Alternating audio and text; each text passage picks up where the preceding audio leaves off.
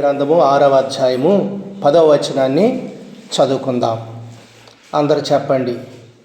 ఇట్టి శాసనము సంతకము చేయబడినని దానియేలు తెలుసుకొనినను అతడు తన ఇంటికి వెళ్ళి యథాప్రకారముగా అనుదినము ముమ్మారు మోకాళ్ళుని తన ఇంటి పైగది కిటికీలు యెరూషలేము తట్టునకు తెరువబడి ఉండగా తన దేవునికి ప్రార్థన చేయుచు ఆయనను స్తుతించుచూ వచ్చెను.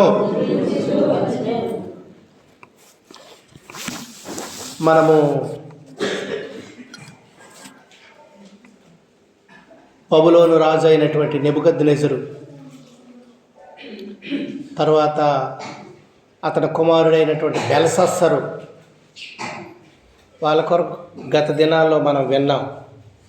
అతనికి వచ్చిన కాలం మర్చిపోయినప్పుడు దానియేలు అతని అనుచరులు ఎలా ప్రార్థన చేసి చెప్పారో ఆ రీతిగా బబులోను దేశంలో వారు గొప్పవారయ్యారు.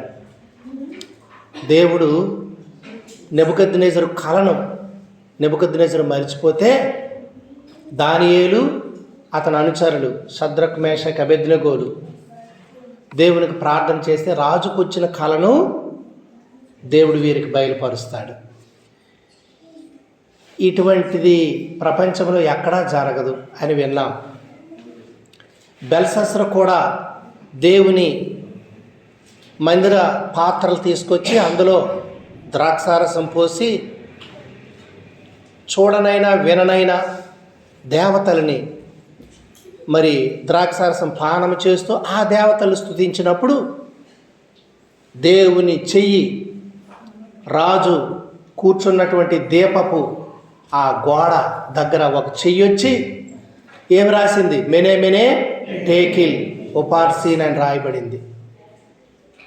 అది ఆ చెయ్యి రాత చూసినప్పుడు అతని నడుము, కీళ్ళు, మోకాళ్ళు అన్నీ కీళ్ళు వదిలేశాయి. గడగడ గడగడ వణికిపోయాడు. దాని భావం ఏంటో చెప్పండి అంటే మరలా జ్ఞానులు ఎవరికి అర్థం కాలేదు, కానీ దానియేలే వచ్చి దాని అర్థాన్ని చెప్పాడు. దేవుడు నిన్ను త్రాసులో తూచినప్పుడు నువ్వు తక్కువగా కనబడ్డావు కనుక ఆయన నీ ప్రభుత్వాన్ని లెక్క చూసి తేల్చేశాడు. నీ జీవితాన్ని చూశాడు. నువ్వు తక్కువగా కనబడ్డావు, నీవు హతుడు అయిపోతావు. అదైన తర్వాత అతడు నిజంగానే ఆ రాత్రి చనిపోయాడు. దర్యావేషు అతనికి బదులుగా రాజయ్యాడు. ఈ దర్యావేషు ఏం చేశాడంటే 120 మంది అధిపతుల్ని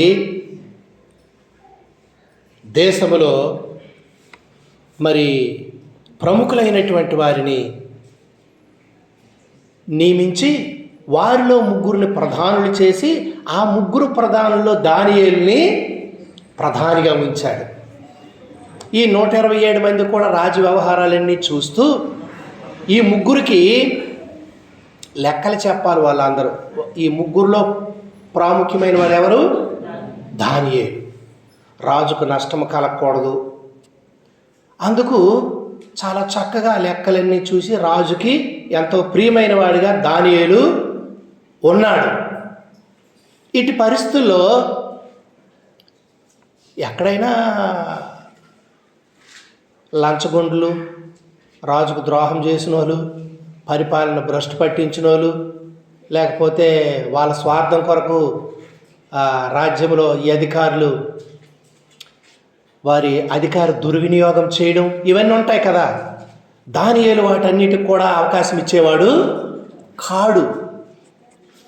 ఎందుకంటే దానియేలు తన దేవుని ఎరిగినవాడు, తన దేవుడు న్యాయవంతుడు కనుక, యథార్థవంతుడు కనుక తన దేవునికి తగినట్లుగా తనకు అప్పగించబడినటువంటి బాధ్యతను ఆయన చేస్తూ వెళ్ళినప్పుడు దానియేలులో ఏదైనా తప్పు పట్టుకోవాలని చూచినప్పుడు వారికి ఏ తప్పు దొరకడం లేదు.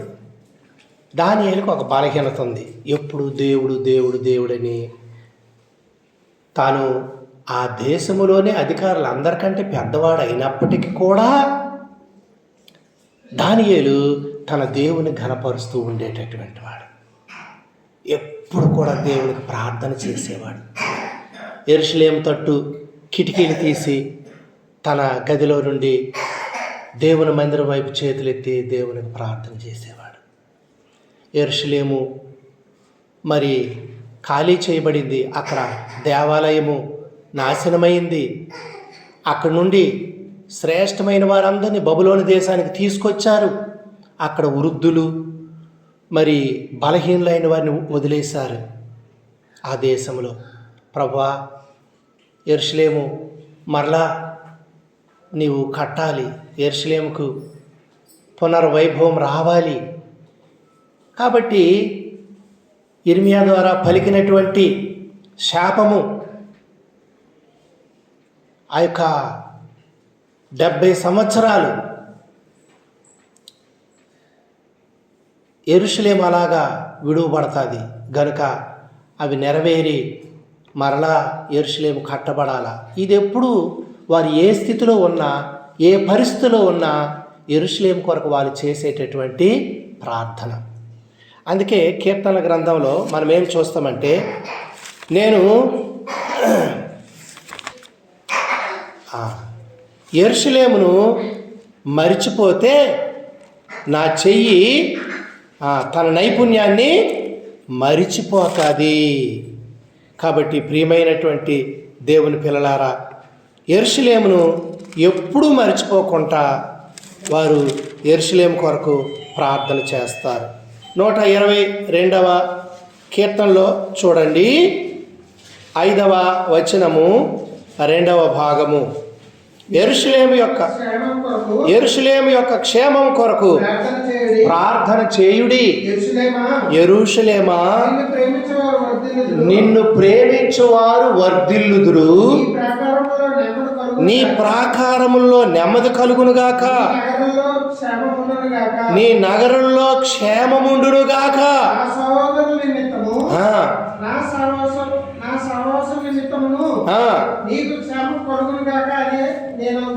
కాబట్టి ప్రియమైనటువంటి దేవుని పిల్లలారా, నీకు క్షేమము కలుగునుగాక. మన దేవుడైన యెహోవా మందిరము నిమిత్తము నీకు మేలు చేయ ప్రయత్నించెదను. ప్రియమైనటువంటి దేవుని పిల్లారా, మందిరము కొరకు మనం ఎప్పుడూ ప్రార్థన చేయాలి.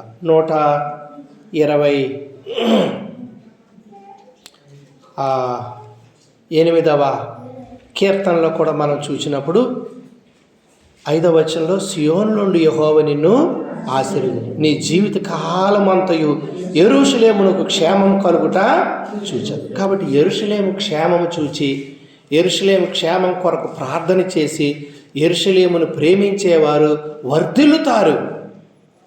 దానియేలు కూడా యెరూషలేము కొరకు ప్రార్థన చేస్తూ ఉన్నాడు.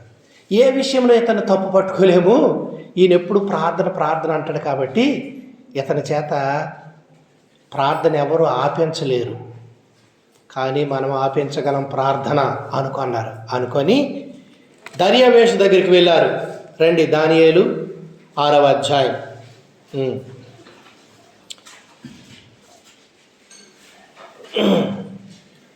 ఈయన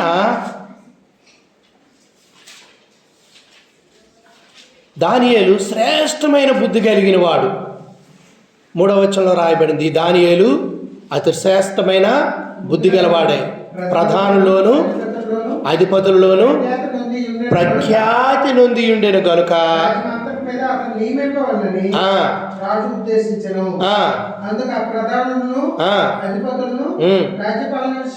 రాజ్యపాలన విషయంలో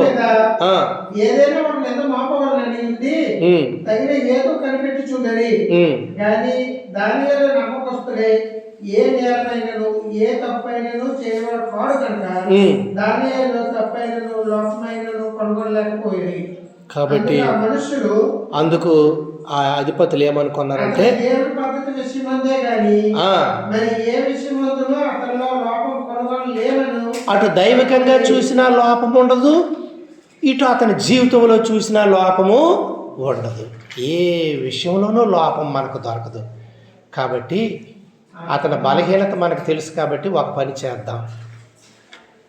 రాజు దగ్గరికి వెళ్ళి 1 నెల రోజులు, రాజా, ఈ యొక్క పారసీకుల చట్ట ప్రకారము 1 నెల దినములు మట్టుకు 7వ వచనం 2వ భాగంలో ఎట్లనగా 30 దినముల వరకు నీ యొద్ద తప్ప మరి ఏ దేవుని యొద్దనైనను మానవుని యొద్దనైనను ఎవడను ఏ మనవి చేయకూడదు. ఎవడైనా చేసిన ఎడల వాడు సింహముల గృహలో పడద్రోయబడును. రాజా, ఈ ప్రకారంగా రాజు శాసనం ఒకటి పుట్టించి మాదీయుల యొక్కయు పారసీకుల యొక్కయు పద్ధతిని అనుసరించి స్థిరమగు శాసనముగా ఉండునట్లు దాని మీద సంతకము చేయమని మనవి చేసిరి. కాగా రాజుకు దర్యావేసు శాసనము వ్రాయించి సంతకము చేసెను. ఒక 30 రోజులు దర్యావేసుకే మొక్కాలి, దర్యావేసుకే ప్రార్థన చేయాలి. ఎవరి దేవతలకైనా మొక్కకూడదు, మనవి చేయకూడదు. అయ్యా, యెరూషలేమును బాగా చూడని దర్యావేసుకు చెప్తాడా దానియేలు.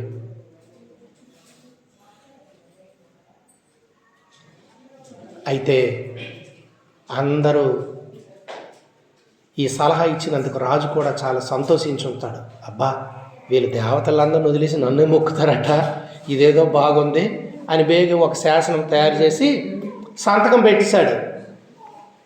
10వ వచనం మనం చదివాం. ఇట్టి శాసనము సంతకము చేయబడినని దానియేలుకి తెలిసినా కూడా ఏమిటి తెలిసింది? ఈ ఆజ్ఞని మీరితే, ఈ శాసనాన్ని మీరితే తమ రాజు కాక తమ దేవతలకు ఎవరైనా పూజ చేస్తే సింహాల బోనులో వారిని వెయ్యాల. ఇట్టి శాసనం చేయబడిందని దానియేలుకు తెలిసినా దానియేలు పట్టించుకోలే. ఎలాగ విశ్లేషించాలా, ఎలాగ దీన్ని మనం అర్థం చేసుకోవాలా, ఎలాగూ రాజు నన్ను నమ్మాడు, నాకు అందరికంటే ముఖ్యమైన పదవి ఇచ్చాడు, అటువంటి రాజే ఒక శాసనం చేసినప్పుడు నన్ను ఎంత ఘనపరిచిన రాజును నేను ఘనపరచాలి కదా అన్నాడా? రాజుకే మొక్కాలని అన్నాడా? అనలేదు. రాజశాసనాన్ని తిరస్కరించితే తప్పు, సింహాల బోన్లో వేస్తారు. మరి నేను తప్ప వేరొక దేవుడు నీకుండకూడదన్న ఆ పరలోక రాజాజ్ఞ మీరిపోతే ఏమొస్తుంది? మరణానంతరం వచ్చేటటువంటి ఆ నిత్య నరకాగ్నిలో ఉండవలసి వస్తుంది. కాబట్టి ఈ 2 దానియేలు ఎదుట ఉన్నాయి. మనమైతే ఏం చేస్తాం? రాజుగారు సెల్యూట్ అండి, రాజుగారు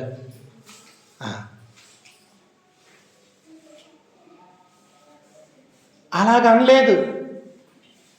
ఏ సందర్భానికి ఆ సందర్భానికి తగినట్లుగా, ఏ పరిస్థితికి ఆ పరిస్థితి తగినట్టుగా కాకుండా సత్యము కొరకు స్థిరముగా నిలబడినటువంటి వాడు దానియేలు. అతని గురించి మనుషులందరూ అనుకుంటున్నది నిజమే. అతని జీవితంలో ఏ లోపం లేదు, దేవుని విషయంలో కూడా ఏ లోపము కనుగోలేకపోయారు. మరి మనలో ఆ పరిస్థితి వస్తే, అట్టి శాసనము వ్రాయబడిందని తెలిస్తే, మరి శాసనం వచ్చింది 1 నెల రోజులు ప్రార్థన లేదు అంటాం మనం. కానీ అక్కడ ఉన్నది దానియేలు కనుక, తన దేవుని శక్తిని ఎరిగినవాడు కనుక, గతంలో తన దేవుడు మొర్రపెట్టినప్పుడు ఏ రీతిగా సహాయం చేశాడో ఎరిగినాడు కనుక, ఐగుప్తులో దేవుని ఆశ్చర్య కార్యాలు చూసినా ఆ ప్రజలు 10 మారులు తప్పిపోయారట. మా పితరులు తప్పిపోతే వాళ్ళకి ఎటువంటి శిక్ష వచ్చిందో అవన్నీ ధర్మశాస్త్రంలో ఎరిగినవాడు కనుక, ప్రియమైనటువంటి దేవుని పిల్లారా, దేవుడే చూసుకుంటాడు. సింహాలు బోన్లేసిన మరణము తప్పదు. దేవుని ఆజ్ఞని మీరి నరకానికి పోవడం తప్పదు. ఆ నరక శిక్ష కంటే ఈ శిక్షే మంచిది కదా, హ్యాపీగా చచ్చిపోవచ్చు. కాబట్టి ప్రియమైనటువంటి దేవుని పిల్లారా, అటువంటి విశ్వాసము దానియేలుది. అందుకే మీరు విశ్వాసం కలిగి ఉన్నారో లేదో మిమ్మల్ని మీరే పరీక్షించి చూచుకోండి అని దైవ గ్రంథములో వ్రాయబడింది. కొరింథీ 13వ అధ్యాయం చదవండి. అక్కడ 5వ వచనము.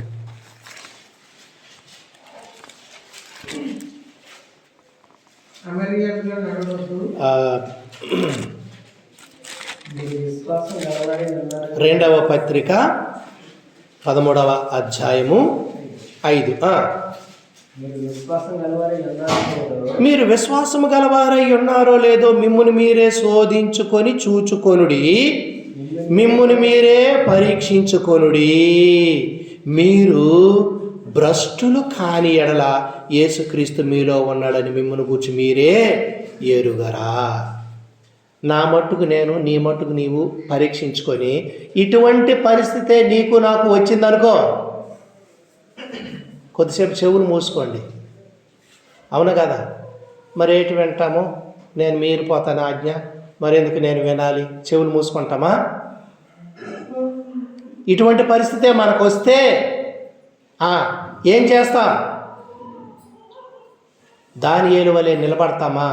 అందుకు ప్రభా విశ్వాసం కలిగి ఉన్నామో లేదో పరీక్షించుకోమన్నావు.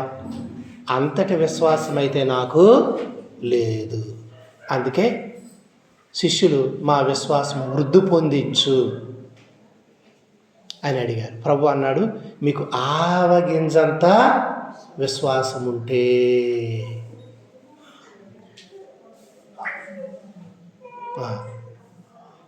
ఈ కంబలి చెట్టు ఎక్కడి నుండి పోయి సముద్రంలో నాటపడమంటే నాటపడుతుంది. ఈ కొండను చూసి నీ వెత్తబడి సముద్రంలో పడుమంటే పడుతుంది. అంటే విశ్వాసముతో దేవుని వైపు చూచేవారిని దేవుడు విశ్వాసాన్ని ఘనపరిచేవాడు, విశ్వాసానికి కర్త. ఆ విశ్వాసాన్ని విశ్వసించిన వారిని అక్కడ వదిలేడు, కానీ దాన్ని కొనసాగించే దేవుడు, విశ్వాసాన్ని ఘనపరిచే దేవుడు మన దేవుడు. దేవుని కొరకు ఎన్ని విన్నా అపనమ్మకం, అవిశ్వాసం మన జీవితాన్ని వెంటాడుతూ ఉంటాయి. కాబట్టి అట్టి అవిశ్వాసులు యందు దేవునికి సంతోషము ఉండదు. కాబట్టి ప్రియమైనటువంటి దేవుని పిల్లారా, ఎలాగుంది నీ విశ్వాసము? దేవుని కొరకు నీ అంతరంగంలో ఇటువంటి పరిస్థితి వస్తే నేనైతే నిలబడతాను అని నీ అంతరంగం చెప్తుందా? ఒక్కసారి ఆలోచించు ప్రియమైన దేవుని పిల్లారా. అందుకే వారిని దైవజనులు అన్నారు. లోక పరిస్థితులు దేవుడే మార్చగలడు. రాజిచ్చే శిక్ష దేవుడు తప్పించగలడు. సింహాలు నోలు దేవుడు మూయగలడు. దేవునికి అసాధ్యమైనది ఏది కూడా లేదు. కాబట్టి దేవుడు ఉన్నవాడు, నిన్న నేడు నిరంతరము ఆయన ఉన్నవాడు. ఎదుటనున్న శ్రమో మేలో దాన్ని చూసే మనం నిర్ణయాలు తీసుకుంటాం, కానీ అంతా చూస్తున్న దేవుడు ఆయన కొరకు యథార్థంగా నిలబడితే ఆయన చూస్తున్నాడు, ఆయన ప్రతిఫలం ఇస్తాడు అని ఎప్పుడైనా మన ఆలోచనలో మెలిగిందా? ఒక్కసారి జ్ఞాపకం చేసుకోండి. మరి మనది ఎటువంటి విశ్వాసం అంటారు?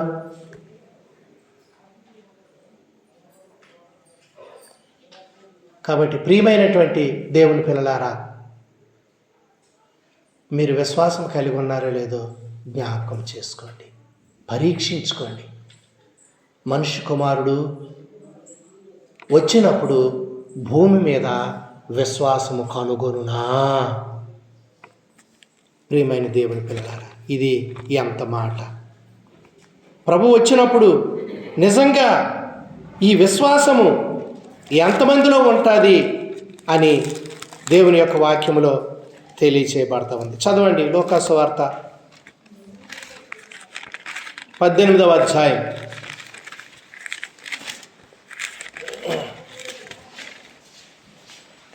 ఆయన వారికి త్వరగా న్యాయం తెచ్చును. వారి విషయమే కదా ఆయన దీర్ఘశాంతం చూపుచున్నాడని మీతో చెప్పుచున్నాను. ఆయనను మనుష్య కుమారుడు వచ్చినప్పుడు ఆయన భూమి మీద విశ్వాసము కనుగొనునా? భూమి మీద విశ్వాసం కనుగొంటాడా? కాబట్టి ప్రియమైనటువంటి దేవుని పిల్లారా, ప్రభు రాకడ కొరకు ఎదురు చూస్తూ విశ్వాసాన్ని వృద్ధి చేసుకుంటూ అభ్యాసం చేసుకుంటూ మనం రావాలి. విశ్వాస వీరుల జాబితా మనం హెబ్రీలకు రాసిన పత్రికలో చదువుతాం కదా.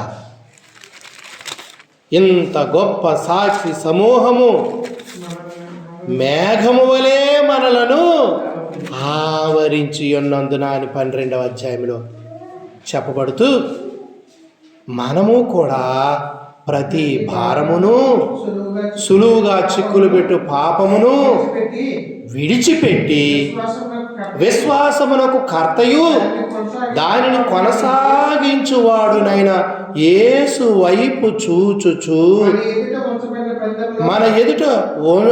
మన ఎదుట ఉంచబడిన పందెములో ఓపికతో పరిగెత్తుదుము. చూసారా ప్రియమైన వాళ్ళారా?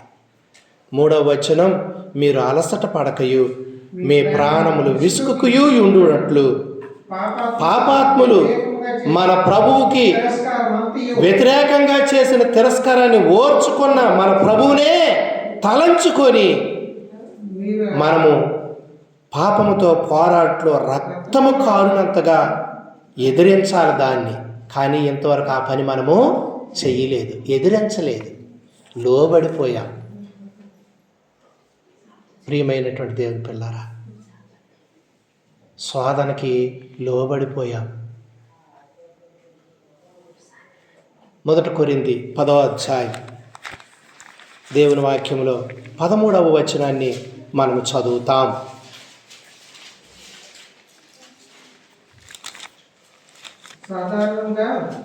సాధారణముగా మనుషులకు శోధన తప్ప మీకు సంభవింపలేదు. దేవుడు నమ్మదగిన వాడు, మీరు సహింపగలిగినంతకంటే ఎక్కువగా మిమ్మల్ని శోధింపబడనీయడు. ఇప్పుడు ఎవరి శోధన వాళ్ళదే. ఆశేరు శోధన వేరు, మన శోధన వేరు. అవునా కదా? వాడికి ఏదైనా ఐసోడు గిలక శబ్దం కొట్టింది అనుకో, దొడ్డ ఐస్ కావాలంటున్నాడు. అటువంటి 1000 డబ్బాలు వచ్చినా మనం ఏమంటే చూస్తామా? ఐస్ అడుగుతామా? మనకది శోధన కాదు. ఆ ఎవరిది అంటాడు ఐస్ అంటాం మనం. ఉచితంగా ఇచ్చినా నాకు వద్దులే అంటాం మనం. కాబట్టి నీ ఆత్మీయ స్థాయికి తగినట్లుగా దేవుడు నీకు అభ్యాసం చేయిస్తాడు. అందుకే యాకోబు పత్రిక 1వ అధ్యాయము 12వ వచనము, శోధన సహించువాడు ధన్యుడు, అతడు శోధనకు నిలబడిన వాడై ప్రభువు తన్ను ప్రేమించు వారికి వాగ్దానం చేసిన జీవ కిరీటము పొందుతాడట. శోధన సహించి శోధనను ఎదుర్కొని జయించేవాడు జీవ కిరీటం పొందుతాడట. జీవ కిరీటం ఊరక వస్తుందా?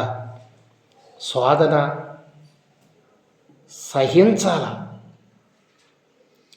ఇనప ముక్క ఉంది, అగ్నిలో వేస్తే ఏం చేస్తుంది? ఎర్రగా గాలిపోతుంది అది. ఆ ఇనప ముక్కని కారుతో పట్టుకొని ఎక్కడ ఆ పెద్ద దిమ్మ మీద పెట్టి పైనుండి ఒక సమ్మెటితో కొడతారు. కొట్టినప్పుడు ఇదేమవుద్ది? సాగుతుంది. ఒక నాగలి నొక్కుగా చేస్తారు, నాగలి కమురుస్తారు, భూమిని దున్నుతారు. అలాగ చేయబడకపోతే దొరికిన మొక్కల నాగలికి పెట్టితే అవుతుందా? ప్రియమైన దేవుని పిల్లలారా, దేవుడు శోధనల్లో నిన్ను సువర్ణంగా మారుస్తాడు.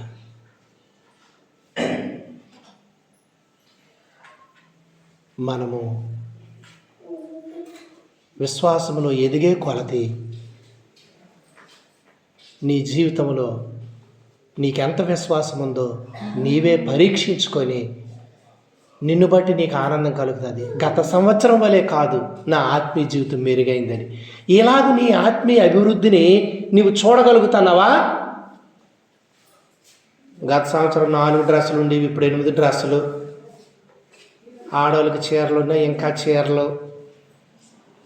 ఆభరణాలు ఉన్నాయి, ఇంకా ఆభరణాలు. లేకపోతే వస్తువులు ఉన్నాయి, ఇంకా వస్తువులు. కానీ గత సంవత్సరం కంటే ఈ సంవత్సరం ఆత్మీయ అభివృద్ధి ఏమైనా ఉందా? ఇది ఎప్పుడైనా మనం ఆలోచించామా? ఆత్మీయ అభివృద్ధి కొరకు ఎప్పుడు ఆలోచన ఉండదు. నాయనా ఏ బాధ రాకూడదు, నాయనా ఏ కష్టం రాకూడదు.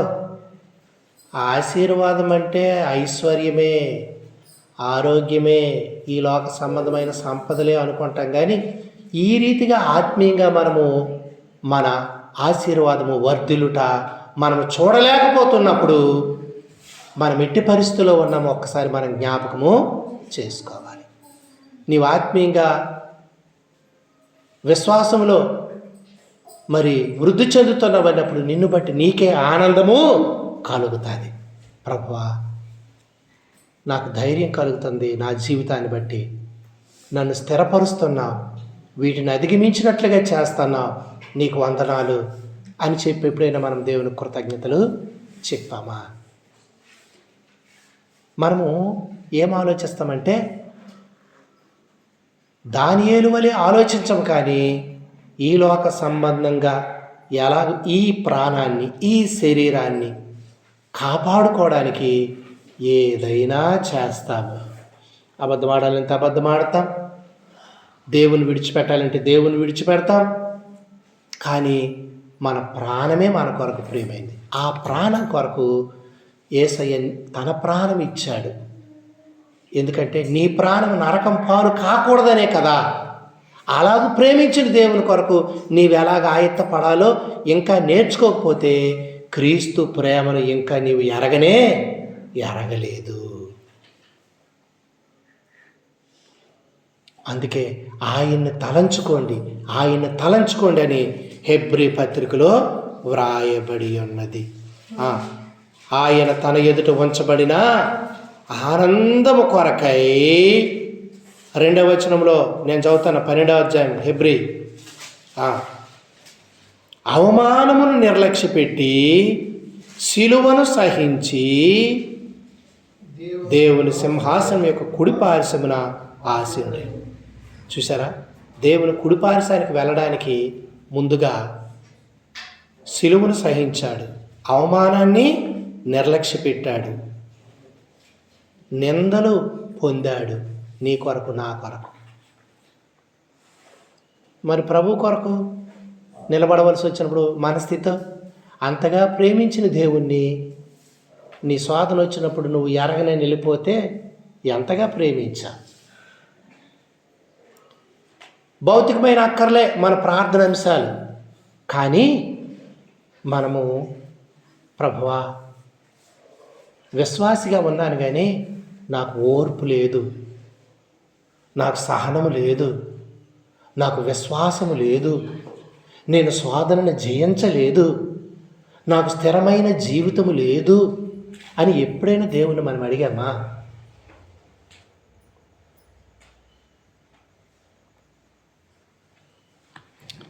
పాటల పుస్తకాల్లో ప్రార్థనా భాగంలో ఓ పాటను మనము చూస్తాము. చూడండి,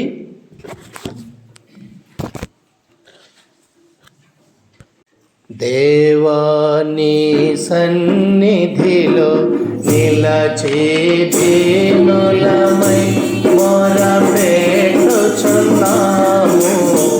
దీనులమై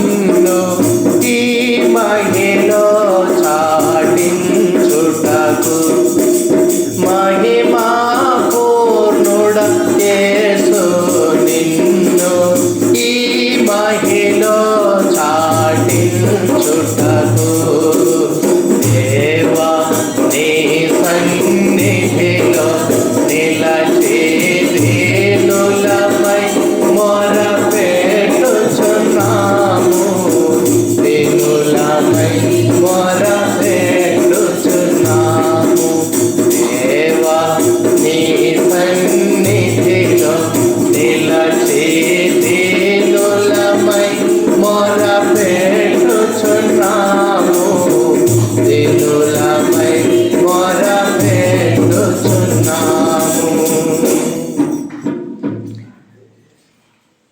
సింహపు గుహలో వేస్తారని తెలిసిన యెరూషలేము తట్టు కిటికీలు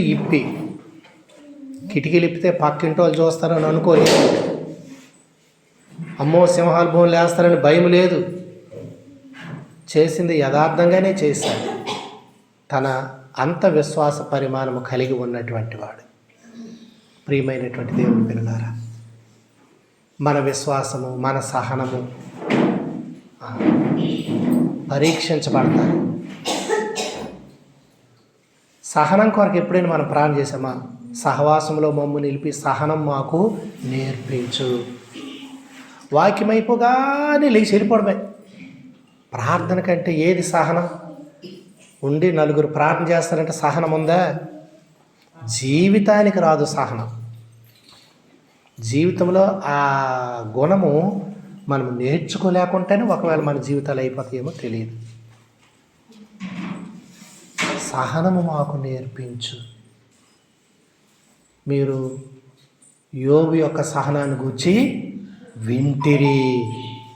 చదవండి. యాకోబు పత్రికలో వ్రాయబడిన సంగతి.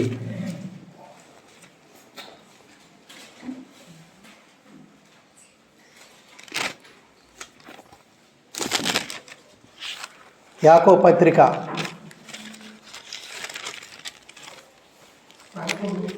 5:11.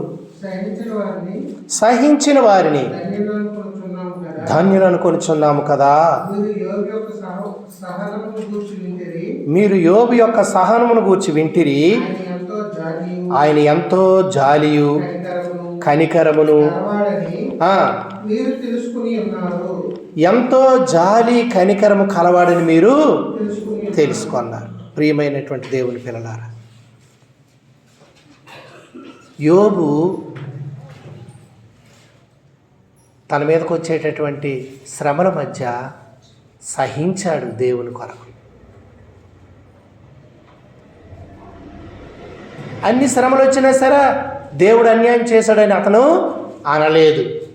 మనమైతే చిన్న సమయం దొరికితే చాలు దేవుని మీద నేరం మోపుతాం, నింద మోపుతాం, సహించలేం.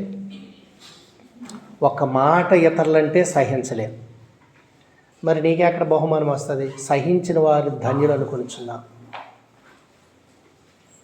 శోధన సహించిన వాడు ధన్యుడు. శోధనకు నిలబడితే జీవకిరీటం పొందుతాడు. కాబట్టి ప్రియమైన వాళ్ళరా, ఈ ఓర్పు, సహనము, ఈ విశ్వాసము, ఈ దీర్ఘశాంతము, ఇవి అభ్యాసం చేసుకున్నటువంటి భక్తులు ధన్యులు. అదే నిత్యమైన ఐశ్వర్యము.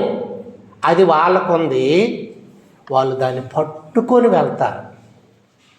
మనకున్న ఐశ్వర్యము విడిచిపెట్టేసి వెళ్తాం. అది కాబట్టి వాళ్ళు దేని మీద దృష్టి పెట్టారో దాని మీద దృష్టి పెట్టారు. మనకు తెలియదు కాబట్టి ఏది వదిలేసి వెళ్ళిపోవాలో దాని మీద దృష్టి పెడతాం.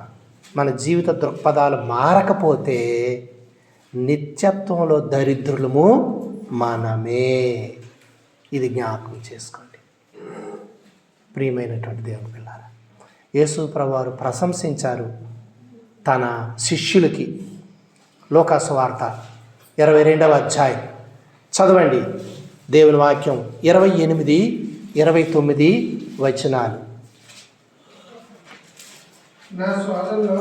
నా శోధనలో నాతో కూడా నిలిచి ఉన్నవారు మీరే.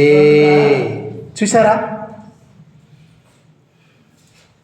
ఎప్పుడైతే ప్రభువు గెత్సమనే తోటలో శిష్యుల దగ్గరికి వెళ్ళినప్పుడు, శిష్యులతో కలిసి వెళ్ళినప్పుడు, యోధా ముద్దు పెట్టినప్పుడు ప్రభువును పట్టుకోవడానికి వచ్చారో శిష్యులందరూ ఏమైపోయారు? చాలా చెదురైపోయారు. ప్రియమైన దేవుని పిల్లారా, ఆయన వెంబడించారు. కత్తులు గుదియులు పట్టుకొని వచ్చినప్పుడు పేతురు తెగువ చేసి తన కత్తి తీసి ఆ యొక్క సైనికుని యొక్క చెవిని నరికేశాడు. నీ కత్తిని వరలో పెట్టు, కత్తి పట్టుకున్నాడు, కత్తి వల్లే నశించిపోతాడు. సహనం కావాలి. ప్రభు నేర్పించాడు ఇది. ప్రభు సహించాడు. తండ్రి వీరేమి చేయుచున్నారో వీరికి తెలియదు, శాపగ్రస్తులారా అనలే యేసుప్రభువారు. సహించాడు. నా శోధనలో నాతో కూడా నిలిచి ఉన్నవారు మీరే. ఒకప్పుడు యవ్వనులైన శిష్యులు ఒడిదొడుకులు ఎన్నో పొందారు, కానీ వారి జీవితంలో ప్రభు శోధనలో వారు కూడా నిలబడ్డారు, నేర్చుకున్నారు, అభ్యాసం చేసుకున్నారు. అందుకు దేవుడు ఏమన్నాడు? నా శోధనలో నిలిచిన వారు మీరే గనుక నా తండ్రి నాకు రాజ్యం నియమించినట్టుగా నా రాజ్యములో నా బల్ల యొద్ద అన్నపానాలు పుచ్చుకోవడానికి, సింహాసనాల మీద కూర్చోడానికి ఇశ్రాయేలు 12 గోత్రాల వారికి తీర్పు తీర్చడానికి నేనును మీకు రాజ్యం నియమించాను. శోధనలో సహిస్తే ఎటువంటి ధన్యత ఇస్తానో చూడండి ఒకసారి. కాబట్టి మన జీవితంలో సహనము, ఓర్పు ఇవి ఎంతవరకు? ప్రియమైన దేవుని పిల్లలారా, ఆ రీతిగా దేవుడు మన జీవితాల్లో ఆయన జయించాలని ప్రభు కొరకు సిలువ మోయడానికైనా, శ్రమను అందడానికైనా, దానికి వచ్చే ప్రతిఫలాన్ని దృష్టిలో పెట్టుకొని జీవించాలని మనం నేర్చుకోవాలా, మనం ఎరగాల. చదవండి దేవుని యొక్క వాక్యం, లూకాసు వార్త 10వ అధ్యాయంలో. ఇటువన్నీ మనం చేసి, ఎన్ని శ్రమలైనా వహించి భరించి యజమానుని చిత్తము చేస్తూ ఉన్నప్పుడు ఉప్పొంగిపోకూడదట. చేయవలసినవే చేశానయ్యా అని చెప్పాలట. చదవండి 10వ అధ్యాయం 17వ వచనం నుండి లూకాసు వార్త. సంతోషంతో తిరిగి వచ్చి ప్రభువా దైవము కూడా నీ నామం వలన మాకు లోబడుచున్నామని చెప్పగా ఆయన సాతాను మెరుపులే ఆకాశం నుండి పడుచు చూచితిని. ఇదిగో పాములు తేళ్లను త్రొక్కుటకు శత్రువుల బలమంతటి మీద అధికారము అనుగ్రహించి ఉన్నాను, మీకు అధికారం ఇచ్చాను అంటున్నాడు. ఈ అధికారము ఎలాగొస్తుంది? ప్రియమైన దేవుని పిల్లారా, తన శిష్యులు పంపించినప్పుడు వాళ్ళు ఆనందించారు. ప్రభువా దయ్యాలు పోతానని చెప్పినప్పుడు దయ్యాలు పోతాని అని సంతోషం కాదు, మీ పేర్లు పరలోకంలో రాయబడ్డాయి, అది సంతోషం. మీకు అది సంతోషంగా ఉండాలి. ఆత్మ సంబంధమైన వాటి యందు సంతోషం లేదు మనకి, భౌతికమైన వాటి యందే మనకు సంతోషము ఉన్నది. ప్రియమైన దేవుని పిల్లలారా, అందుకే మన జీవితాల్లో మనము శరీర సంబంధాలుగానే మిగిలిపోతున్నాం, ఆత్మలో అభ్యాసం చేసుకోలేకపోతున్నాం. యాకోబు పత్రిక 4వ అధ్యాయము, ఒకవేళ మనము దేవుణ్ణి అడుగుతాం కానీ ఇట్టి సహనము, ఇట్టి ఓర్పు, ఇట్టి విశ్వాసం కొరకు అడక్క మన శరీర సంబంధమైన వాటిని గురించి మనం మొరపెడతా ఉంటాము. మొదటి నుండి చదవండి. 4వ అధ్యాయము యాకోబు పత్రిక 1వ వచనం నుండి చదవండి. మీలో యుద్ధాలు, పోరాటాలు ఎందుకు వస్తున్నాయి? మీ భోగేచ్ఛల నుండే ఆశించుచున్నారు. ఏం ఆశిస్తున్నారు?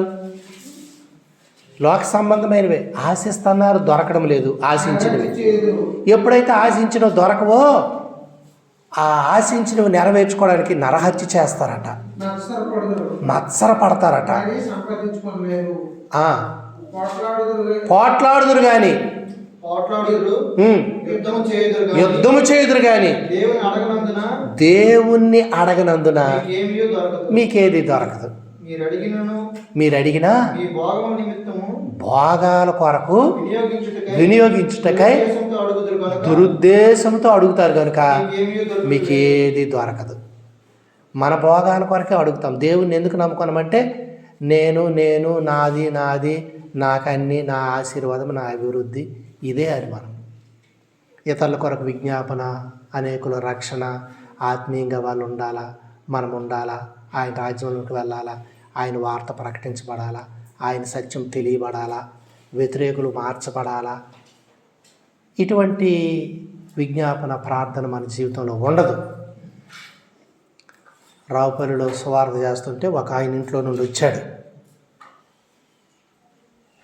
రైట్, ఎవరు మీకు ఇక్కడ అది ఇది మీకు సిగ్గు లేదా?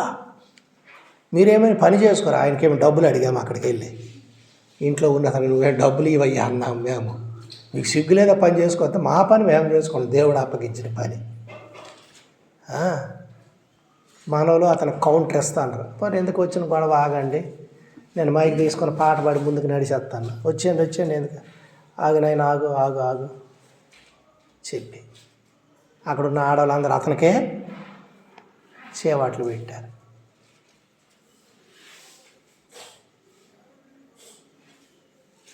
సహించాల శ్రమలు, ప్రభువు కొరకు అవమానాలు, నిందలు. ఈ లోకంలో ప్రభువు కొరకు నిలబడే ప్రతిదానికి బహుమానము ఉన్నది, అది జ్ఞాపకం చేసుకోండి.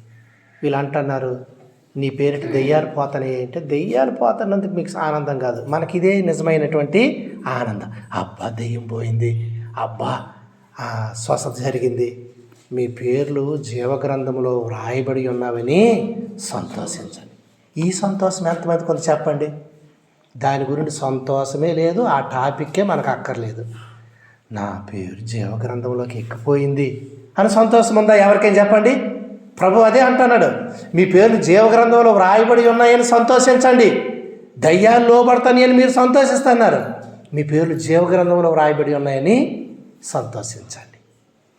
ప్రియమని ఎట్టి వైఖరి మనం కలిగి ఉన్నాం.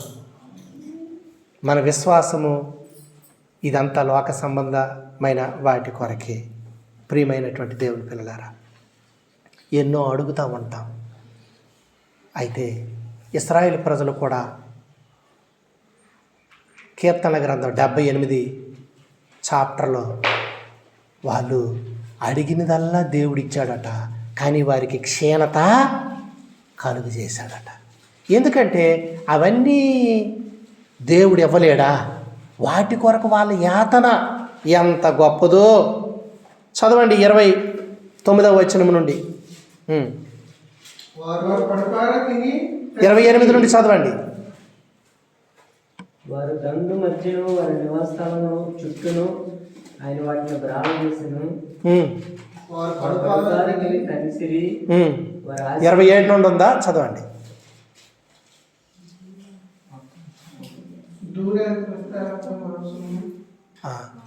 ఆయన వారు ఆశించిన దాన్ని వారికి ఇచ్చాడు, అయినా వారి ప్రాణాలకి ఆయన క్షీణత కలుగు చేశాడు.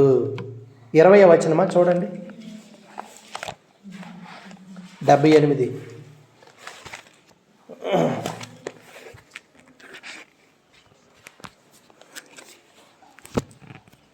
ముందులోనే చదవండి. రెండవ భాగంలో ఉంది కదా, వారు ఆశించిన దానిని ఆయన అనుగ్రహించాను, వారు ఆశ తీరక మునిపే ఆహారం ఇంకా వారి నోలలో ఉండగానే దేవుని కోపం వారి మీదకి దిగెను. ప్రియమైనటువంటి దేవుని పిల్లలారా, చూసారా? వారు ఆశించి ఏం ఆశించారు వాళ్ళంటే, మాకెప్పుడు ఈ ఆహారమేనా, ఈ చవిసారం లేని ఇవేనా, వారు అరణ్యంలో ఆయన ఆహారం ఇవ్వగలడా? మాకెంతమందికి మాంసం కావాలి, ఇప్పుడు దేవుడు ఇవ్వగలడా? ఎన్నో అద్భుతాలు చేశాడు కదా. మరి అవన్నీ చూసి కూడా దేవుని వీళ్ళు శోధిస్తూ వచ్చారు.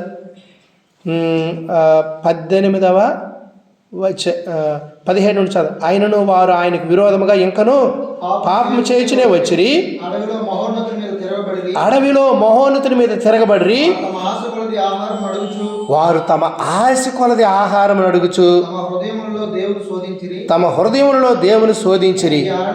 ఈ అరణ్యములో దేవుడు భోజనము సిద్ధపరచగలడా అనుచు దేవునికి విరోధంగా మాట్లాడారు. ప్రియమైన దేవుని పిల్లారా, దేవుని కోపం వారి మీదకి వచ్చింది. వారు ఏది కావాలో దేవుడు ఇచ్చాడు, కానీ వారు క్షీణించిపోయారు. మనం ఆయన చిత్తానుసారంగా అడగాలని మరి వ్రాయబడింది. 1 యోహాను పత్రిక 5వ అధ్యాయం 14వ వచనం, 5:14లో రాయబడింది.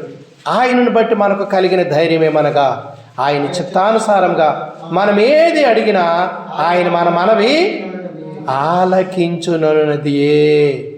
మనమేమి అడిగినా ఆయన మన మనవి ఆలకించునని మనం ఎరిగిన ఎడల మనం ఆయనను వేడుకొని మనకి కలిగినవని ఎరుగుదుము. కాబట్టి ఆయన చిత్తానుసారాన్ని బట్టి మనము అడగాలి.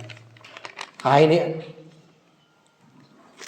మనసు ఎరిగి మనం అడగాలి, అంతేగాని దేవుని మనసుతో మనకు పని లేదు. మనం అడిగినవి ఆయన ఇవ్వడమే అంతే, లేకపోతే అలుగుతాం.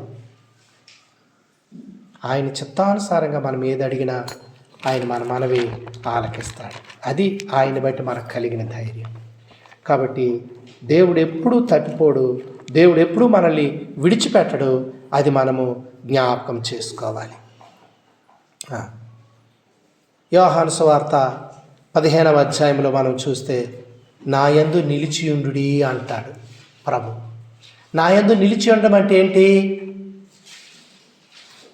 నా వాక్యమందు నిలిచి ఉండాలి, నా ప్రేమ యందు నిలిచి ఉండాలా, నా ఆజ్ఞలో నిలిచి ఉండాలా. అంటే నా ఆజ్ఞలు గైకొనడమే దేవుణ్ణి ప్రేమించుట. ఆయన ఆజ్ఞలు గైకోకుండా నేను దేవుణ్ణి ప్రేమిస్తానంటే కుదురుతుందా? ఆయన ఆజ్ఞలు గైకొనడమే దేవుణ్ణి ప్రేమించుట. 5వ అధ్యాయం 1 యోహాను పత్రిక అక్కడ మనం చూసినప్పుడు అక్కడ 2వ వచనం మనం చూస్తాము.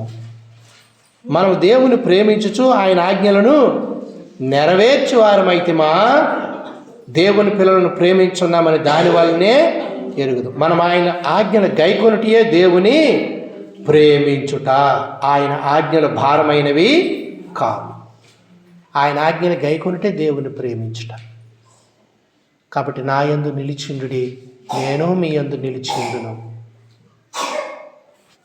నా ప్రేమ, నా సహనము.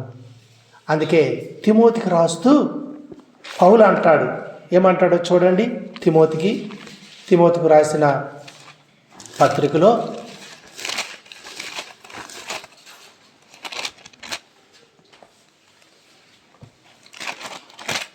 మొదటి పత్రిక 2వ పత్రిక చూడండి.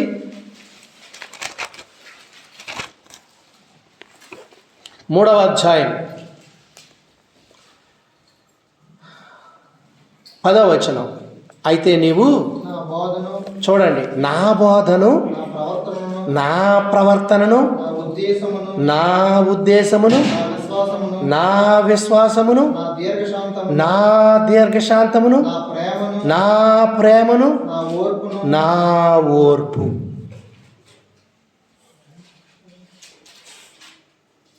అంతియొకయ మొదలుకొని ఈకొనియ లుస్త్రాను పట్టణంలో నాకు కలిగిన హింసలు ఉపద్రవములు తెలుసుకుని వాడివై నన్ను వెంబడించితివి, అట్టి హింసలను సహించితివి. కానీ వాటన్నిటిలోండి ప్రభు నన్ను, అంటే పౌలు ప్రాణాపాయ పరిస్థితుల్లో ఉన్నప్పుడు కూడా తిమోతి పౌలును వెంబడించాడు. చూసారా? మనమైతే ఏం చేస్తాం? అపోస్తల కార్యాలు చూడండి. అపోస్తల కార్యాల్లో 14వ అధ్యాయంలో మనం చూసినప్పుడు ఆయన్ని పౌలు గారిని చంపాలని చూస్తారు. చదవండి మొదటి వచనం నుండి. ఈకోనియలో జరిగినదేమనగా వారు కూడి యూదుల సమాజ మందిరంలో ప్రవేశించి తేటగా బోధించినందున అనేకులు యూదులను గ్రీసు దేశస్తులను విశ్వసించారు. అయితే అవిధేయులైన యూదులు అన్యజనులను పురుకొల్పి వారి మనస్సుల్లో సహోదరుల మీద పగ పుట్టించిరి. అప్పుడు ఏం చేశారంటే వారి మీద రాళ్ళు రువారు. 5వ వచనంలో, మరియు అన్యజనులు యూదులను తమ అధికారులతో కలిసి వారి మీద పడి వారిని అవమానపరిచి రాళ్ళు రువ్వి చంపవలనని ఉండిరి. అక్కడి నుండి వాళ్ళు ఏం చేశారంటే లుస్త్రకు దెర్బేకు వెళ్ళిపోయారు. 7వ వచనంలో లుస్త్రలో బలహీన పాదాలు కలిగిన ఒకడు ఉన్నాడు. అతన్ని మరి బాగు చేస్తారు. అప్పుడు వీళ్ళు దేవతలని చెప్పి వీళ్ళని పూజించాలని చూచేటటువంటి పరిస్థితి ఉంటుంది. 16వ అధ్యాయంలో మరి వాళ్ళు ఏం చేస్తారంటే అక్కడ ఈ తిమోతి పరిచయం అవుతాడు. మొదటి వచ్చిన 16వ అధ్యాయం. పౌలు దెర్బేకును లుస్త్రకును వచ్చెను. అక్కడ తిమోతి అని ఒక శిష్యుడు ఉండెను. అతడు విశ్వసించిన ఒక యూదురాలి కుమారుడు. అతని తండ్రి గ్రీసు దేశస్థుడు. అతడు లుస్త్రలోను ఈకొనియలోను ఉన్న సహోదరుల వలన మంచి పేరు పొందినవాడు. కాబట్టి ప్రియమైనటువంటి దేవుని పిల్లారా, పౌలుని కొట్టాలి చంపాలి అని చూసినటువంటి పరిస్థితుల్లో కూడా అక్కడ మంచి పేరు పొంది వారిని మరి వెంబడించినటువంటి వాడు తిమోతి. అందుకే ఇక్కడ తిమోతికి రాసిన 2వ పత్రిక 3వ అధ్యాయంలో మనం చదివాము. ఏమంటామంటే, అట్టి హింసలు ఉపద్రవములు తెలిసిన వాడివైనా నన్ను వెంబడించావు. ఇదంతా గొప్ప మరి సాక్ష్యము తిమోతిని బట్టి, తిమోతిని గూర్చి చెప్పిన సాక్ష్యం. మన జీవితంలో కూడా ప్రియమైనటువంటి దేవుని పిల్లారా, శ్రమలలో దేవుని విడిచిపెట్టి వెళ్ళిపోతే, శోధనలో దేవుని విడిచిపెట్టి వెళ్ళిపోతే మన విశ్వాసము మన ఎటువంటిదో మనకే తేటగా తెలుస్తుంది. కాబట్టి దేవుని కొరకు ఏ విషయంలో నీవు నిలవబడ్డావో ఒక్కసారి ఆలోచించుకో. ఏ విషయంలోనైనా దేవునికి ఇష్టడుగా ఉన్నట్లుగా నీవు కొనసాగుతూ వచ్చావా? నీ జీవితాన్ని ఒకసారి పరిశీలించుకుంటే ఎలాగుంది ఒకసారి మనల్ని మనము ఆలోచించుకోవాలి. అందుకే నా యందు నిలిచియుండి, తీగ ద్రాక్షవల్లిలో నిలిచుంటేనే కానీ తనంతట తానే ఫలించదు. మీరు నా యందు నిలిచుంటే కానీ మీరు ఫలించరు. మీరు అధికముగా ఫలించడం వల్ల నా తండ్రికి మహిమ వస్తుంది. ఇందువలన నా శిష్యులని తెలియబడతారు అని చెప్పి ప్రభువు చెప్పాడు. కాబట్టి ఆయన యందు మన యందు ఆయన యందు మనము, మన యందు ఆయన మాటలు నిలిచి ఉండాలి. ఈ మాటలన్నీ వింటాం మనము, విశ్వాస భ్రష్టులమైపోయి సందర్భం వచ్చినప్పుడు సాక్ష్యం లేకుండా జీవితాలు ముగిస్తాం. కాబట్టి నీ విశ్వాసాన్ని వృద్ధి చేసుకో, బ్రతిమాలు. ఇటువంటి గుణాలు నీ జీవితంలో నీకు కలగాలని, అట్టి వాటిలో నీవు నిలకడగా ఉండాలని దేవుణ్ణి అడుగు. ఎంతసేపు ఈ ఆరోగ్యము, ఈ లోక సంబంధమైనవి అడుగుతున్నాం. ప్రభువా, నా సహనము, నా విశ్వాసము వృద్ధి చేయి. నేను స్థిరముగా ఉండాలా, నీ వాక్యానుసారంగా ఉండాలి, నిన్ను ప్రేమించాలా. ప్రభువా, ప్రేమించడం అంటే నోటి మాటలతో కాదు, ఆయన ఆజ్ఞలు గైకొనుటే ఆయన్ని ప్రేమించుట. దానియేలు ప్రియమైన దేవుని పిల్లారా, దేవుని కొరకు నిలవబడినప్పుడు దానియేలు పట్టుకున్నారు, ప్రార్థన చేస్తుండగా రాజుకు చెప్పారు. ఇతడు 30 రోజుల వరకు ప్రార్థన చేయొద్దని సంతకం చేయబడిన శాసనం ఉన్నప్పటికి కూడా తన దేవునికి ప్రార్థించడం మానలేదు. కాబట్టి ఇతను ఖచ్చితంగా సింహాల గుహలో వెయ్యాలని చెప్పినప్పుడు రాజు చాలా బాధపడ్డాడు. బాధపడి, అయ్యో, దానియేలు తప్పించడానికి రాజు ప్రయత్నం చేసినా అవలే. ఎందుకంటే ఆ దేశంలో ఉన్నటువంటి చట్టం ఏంటంటే, ఒకసారి శాసనం చేసి రాజముద్ర వేసిన తర్వాత రాజు కూడా మార్చలేడట అటువంటి శాసనాలు. అప్పుడు రాజు కూడా చాలా బాధపడ్డాడు. గుహలో వేస్తే ఆ రాత్రి రాజు నిద్రపోకుండా భోజనం చేయకుండా మరి ఆయన గడిపాడు. తెల్లవారిందో లేదో సింహాల గుహ దగ్గరికి వెళ్ళిపోయి ఏమంటున్నాడు? 6వ అధ్యాయము 16వ వచనమా చదవండి. దానియేలు గ్రంథం 6వ అధ్యాయం.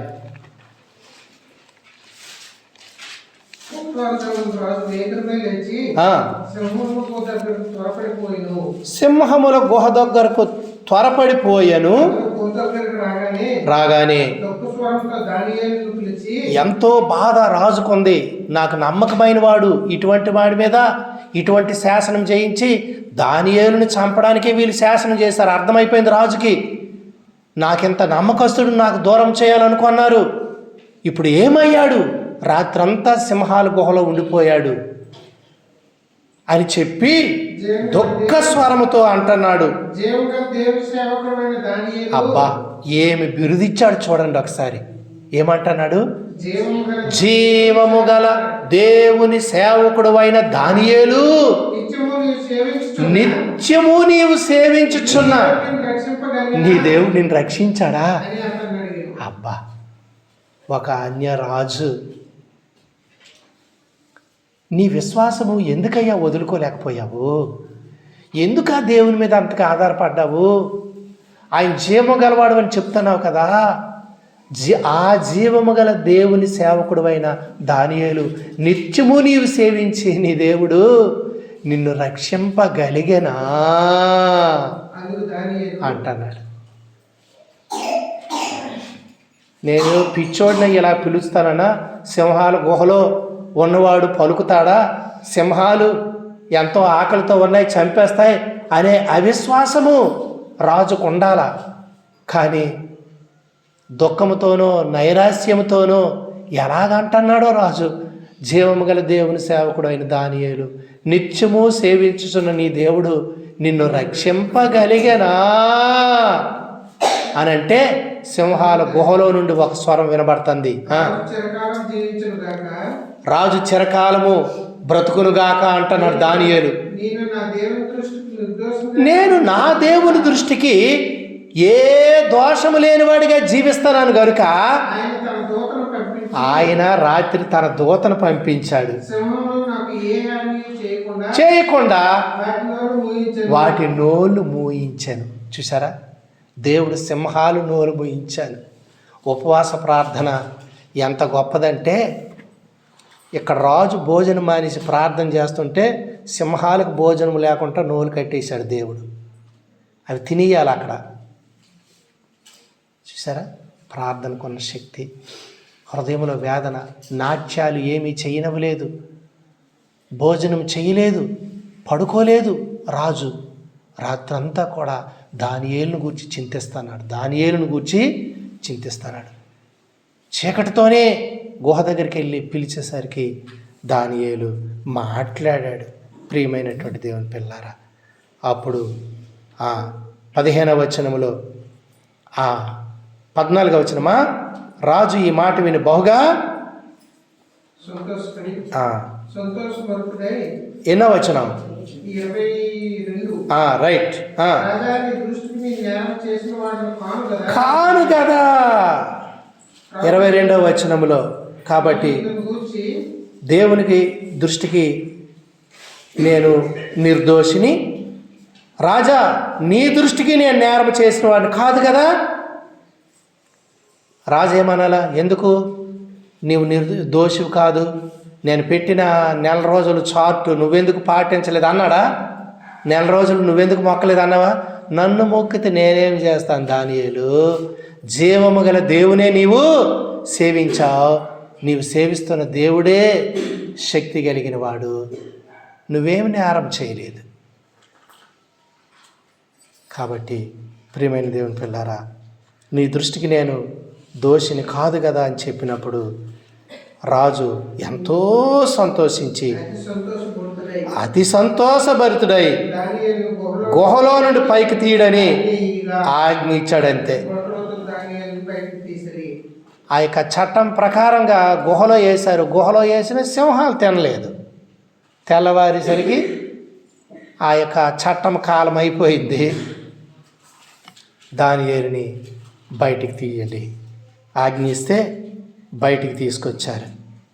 అతడు తన దేవుని యందు భయభక్తులు కలిగిన వాడైనందున అతనికి ఏ హానియూ కలగలేదు. రాజు ఆజ్ఞీయగా దానియేలు మీద నిందమోపిన ఆ మనుషులను వారు తోడుకొని వచ్చి సింహముల గుహలో పడద్రోసి వారిని, వారి కుమారులను, వారి భార్యలను పడద్రోసిరి. వారు ఆ గుహ అడుగుకు రాకమునిపే సింహములు పాలైరి.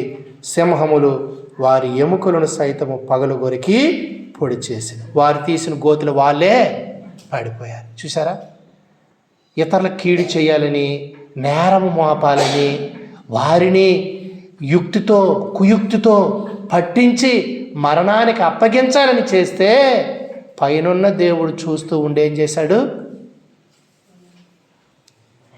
తన దాసుని యొక్క నిర్దోషత్వాన్ని వెల్లడి చేశాడు. తన దాసుని యొక్క యథార్థతను ఘనపరిచాడు.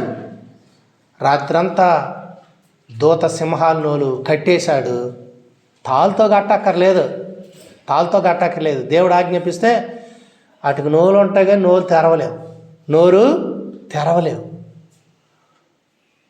దేవుడు ఆజ్ఞాపిస్తే నాలుగు లోపలే ఉంటుంది కానీ నాలుగు తిరగదు, మాట్లాడలేము మనం. కాలు ఉంటాయి, నువ్వు ముందుకు నడవలేవు. యెరోబామే దూపం వేసిస్తే యాజకుడు వెళ్ళి అడ్డగిస్తే యాజకుడి మీదే చెయ్యి ఎత్తినప్పుడు ఏమైపోయింది? చెయ్యి ఎండిపోయింది. కాబట్టి ప్రియమైనటువంటి దేవుని పిల్లలారా, మరలా బతిమాలితే దేవుడు మరలా చేతిని మామూలు స్థితిలోకి తీసుకొచ్చాడు.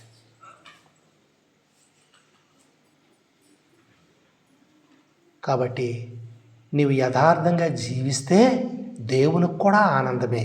నీ ద్వారా తన క్రియలు లోకానికి చూపించడానికి దేవుడు ఆశ కలిగి ఉన్నాడు. దానియేలు వలె నీ జీవితాన్ని ఎటువంటి పరిస్థితుల్లోనైనా దేవుని మహిమ కొరకు, ఆయన ఘనత కొరకు నీవు నిలబడితే దేవుడు ఎప్పుడు కూడా విడిచిపెట్టడు. సద్రక్ మేషక్ అబేద్నెగోల్ని అగ్నిగుండంలో వేసినప్పుడు వాళ్ళు ఒకటే చెప్పారు, ఇందుని గూర్చి మాకు చింత ఏమీ లేదు, మా దేవుడు రక్షింప సమర్థుడు, రక్షించకపోతే ఆయన చిత్తం కాకపోతే ఈరోజే మాకు ఆయన రాసి పెట్టాడు ఉన్నాడు అనుకో, ఈ అగ్నిగుండంలో ఈరోజు మేము చచ్చిపోతాం అంతే. కానీ నీవు నిలవబెట్టించిన విగ్రహానికి మట్టుకు మేము నమస్కారము చెయ్యము. కాబట్టి ఇటువంటి విశ్వాసము మనం అభ్యాసం చేసుకోవాలి. ఇట్టి విశ్వాసం మనకుందా? ఒక్కసారి జ్ఞాపకం చేసుకోండి. దర్యావేషు ఏం చేశాడో ఒక మాట మనం చదువుతాం. 25వ వచనం. అప్పుడు రాజుకు దర్యావేషు లోకమంతటా నివసించు సకల జనులకు, రాష్ట్రములకు, ఆయా భాషలు మాట్లాడు వారికి ఎలాగూ వ్రాయించెను, మీకు క్షేమాభివృద్ధి కలుగునుగాక. నా సముఖమున నియమించిన దేమనగా నా రాజ్యములోని సకల ప్రభుత్వముల యందుండు నివాసులు దానియేలు యొక్క దేవునికి భయపడుచు ఆయన సముఖమున వణుకుచూ ఉండవలెను.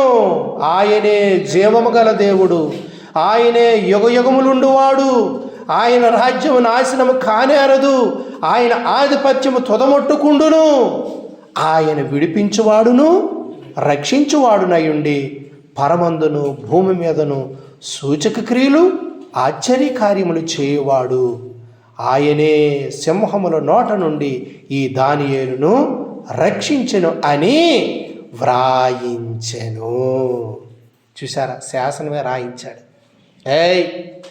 దానియేలు దేవునికి ఎవరు విధేయించరో, భయపడరో, ఆయన్ని సేవించరో, ఆయనే జీవము గలవాడు, ఆయన రాజ్యమే నాశనము కానేరదు, ఆయన ఆధిపత్యం అంతవరకు ఉంటుంది, ఆయనే విడిపించువాడు, రక్షించువాడు, పరలోకమందే కాదు భూమి మీద కూడా అద్భుతాలు చేస్తాడు, ఆశ్చర్యకార్యాలు చేస్తాడు, ఎన్నో రుజువులు ఉంచుతాడు. దానియేలే మనకు రుజువు. రాత్రంతా సింహాల భూమిలో ఉంటే ఒక్క సింహం కూడా ముట్టుకోలేదు. సింహాల మధ్య దానియేలు కూడా పడుకున్నాడు. ఎంత గొప్ప సాక్ష్యం. అన్య రాజులు సహా దేవుని మహత్యాన్ని, గొప్పతనాన్ని చూశారు. నీ సాక్ష్యం ఏది? నీ సాక్ష్యం ఏది? నీ బలి అర్పణ ఏది? ప్రభు యేసుని అంగీకరించి నిద్రించద వేళ, జాగు చేస్తా వేళ, మేల్కో, లెమ్ము విశ్వాసి, విశ్వాసం పొందుకో, బలం పొందుకో, సహనము కలిగి ఉండు, సహించడానికి సిద్ధంగా ఉండు, దేవుడు నీకు బహుమానం ఇస్తాడు.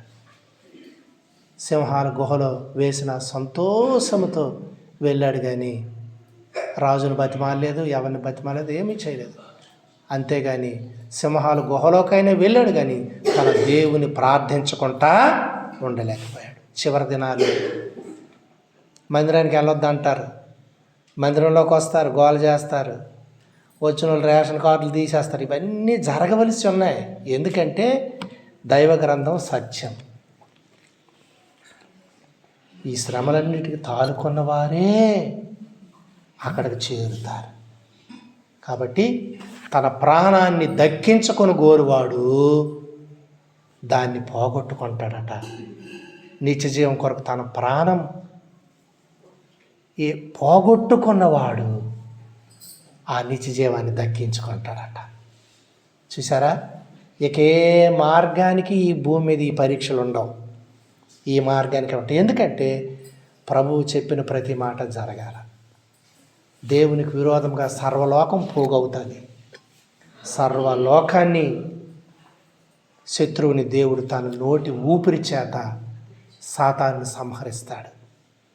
తన పిల్లలు యుగయుగాలు జీవించినట్లుగా చేస్తాడు. అందుకే ప్రభు ప్రశంసిస్తున్నాడు. తెలుసు నీ శ్రమ, నీ దుఃఖము, ఎరుగుదును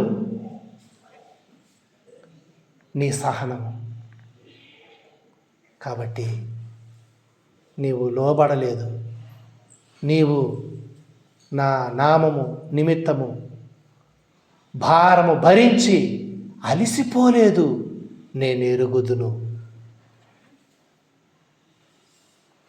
ఆ 2-3 అధ్యాయాల్లో ప్రకటన గ్రంథంలో సంఘానికి ప్రభు రాసిన ఆ ప్రశంస, ఆ దిద్దుపాటు మనం చూస్తాం. మన జీవితాల్లో కూడా దిద్దుకోవాలి, విశ్వాసాన్ని అభ్యాసం చేసుకోవాలి, ప్రభుకు మన జీవితాలు చివరి దినాల్లో అప్పగించుకోవాలి. అంతేగాని ఎక్కడేసిన గొంగలు అక్కడే ఉంది. ఆశీర్వాదం, అభివృద్ధి ఈ లోకం కొరకే కాదు, ఆత్మీయంగా అదే నీ స్థిరమైన ఆస్తి. ఆత్మల రక్షణే నీ సంపాదన.